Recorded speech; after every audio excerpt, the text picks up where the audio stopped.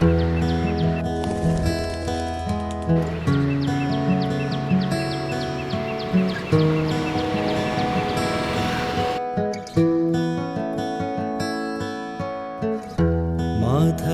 മാമവദേവ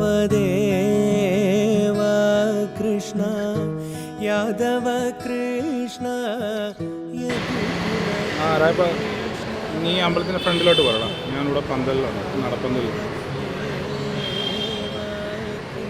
നമ്മൾ തിരിച്ച് വന്നിട്ട് റിവേഴ്സ് എടുത്തില്ലേ, റോഡിൽ തിരിച്ച് പോകുന്നിട്ട് പിന്നെ റിവേഴ്സ് എടുത്ത് അകത്തോട്ട് പോയില്ലേ? ഫ്രണ്ട് പന്തലിൽ. അതെ.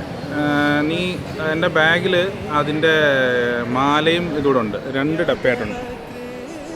ബാഗ് കൊണ്ടുവരണ്ടടാ. ആ 2 എണ്ണം അതിൻ്റെ അകത്ത് 2 ഡപ്പ വരും. അത് 2 എടുക്കുക, ഫോണുമായിട്ട് പോന്നാൽ മതി.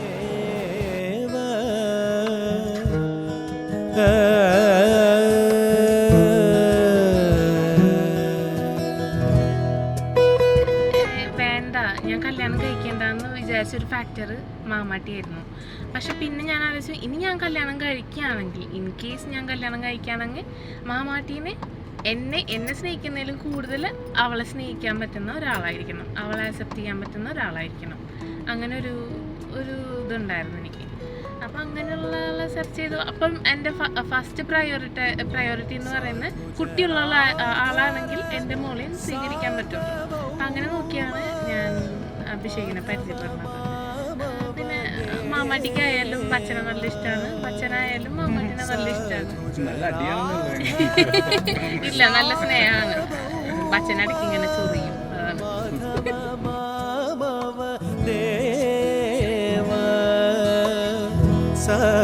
സാധുജനാർദ്ധര സാർവഭൗമ മാധവ മാമവ ദേവ മാധവ മാമവ ദേവ കൃഷ്ണ യാദവ കൃഷ്ണ യദുകുല കൃഷ്ണ മാധവ മാമവ ദേവ കൃഷ്ണ.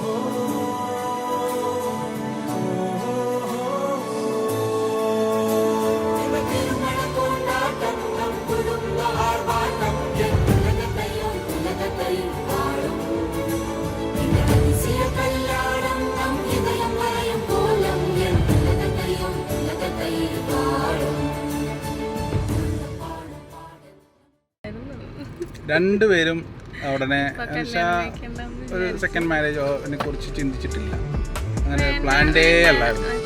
പിന്നെ എൻ്റെ കൊളീഗ്സ് ഒക്കെ പറഞ്ഞു, ഐശു നീ ഇങ്ങനെ ഒറ്റയ്ക്ക് നടന്നാൽ പറ്റില്ല, കല്യാണമൊക്കെ കഴിക്കണ്ടേ.